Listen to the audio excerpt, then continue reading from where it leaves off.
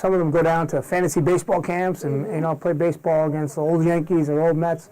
And but for me, this is fantasy radio hosting. I'm a talk radio guy. I've been listening since I was a little kid. Assemblyman Kieran Lalor pinch hitting for Tom Sipos on his show, Hudson Valley Focus Live, found on 1450 AM WKIP. Tuesday, Roger Connor and I were guests on the popular local talk radio show. It is a crisp Dutchess County morning, and I am once again joined by Hudson Valley News Network reporters Roger Connor and Donna Ryer. Roger has a hot off the presses, if you can still say that in the digital age, story about Cuomo's education proposal. Why don't you tell me about it, Roger? The story is about how school aid is tied to the education reforms that the governor wants to see implemented. I was at the State of the State / budget address, which was combined this year a couple of weeks ago when the governor unveiled that. I don't know how it helps education to kind of play hardball with the school district. The school districts are not they're not the enemy, and they're having a hard time putting together their budgets because they don't know how much state aid they're going to get. Lalor says Hudson Valley Focus helps bring regional topics down to the local level. And you can kind of catch up on what's going on around you, not just in New York City, not just in Washington, not just overseas, but you can find out what's happening right here in the Hudson Valley. You feel close to the people you turn on every morning and hear their voice, and you're kind of going about your day, and it becomes part of your routine, and that's what I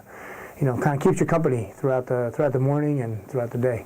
And in a time of satellite radio and syndicated shows, he says live and local needs to stay. And it's important. People need it. You need to know what's going on right around you. And that impacts your life. What's happening in the schools locally, what's happening in your local governments, that impacts you in many ways more than what's going on in Washington or overseas. News, sports, talk, it's a great medium. I love pretending to be a talk show host a couple times a year.